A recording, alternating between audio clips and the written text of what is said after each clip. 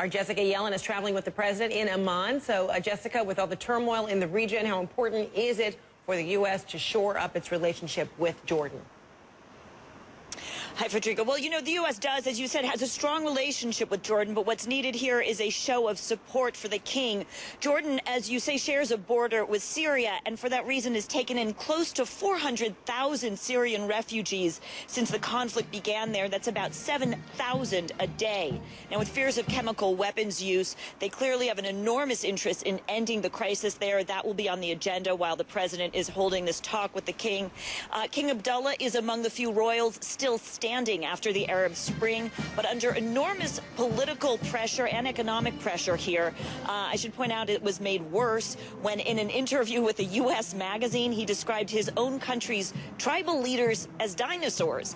He needs the president's support, especially financial support, and this visit by the U.S. president, by President Obama, really is a helpful one, should be, for King Abdullah. We'll see when they come out shortly. The president running slightly behind schedule because his helicopter was grounded by a dust storm, so he had to drive instead. He started his visit here by apologizing for being late, Frederica.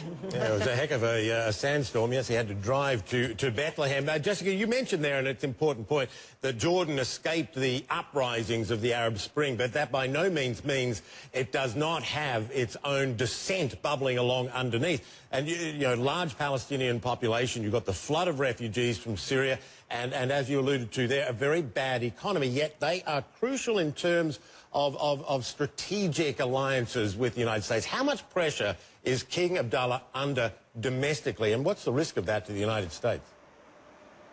He's under, as you well know, enormous pressure from various factions in the country, including the fact that there's a large Palestinian population, a growing refugee population. If there should be a chemical weapons attack in Syria, there is a very real fear that there could be a massive flood of many more refugees that would simply destabilize the country. They would not have the resources to handle it. So I should point out this is a country with no oil, and they have strained resources, and they're getting less funding from other Arab states than they previously did before the Arab Spring rushed across this region. So add that to the unrest post-Arab Spring and those fears I mentioned from Syria. These are very turbulent times for Jordan's king. This is a crucial ally for the U.S. in the region and also a peace partner with Israel. They have a peace treaty, and this country would be a crucial partner in any peace negotiations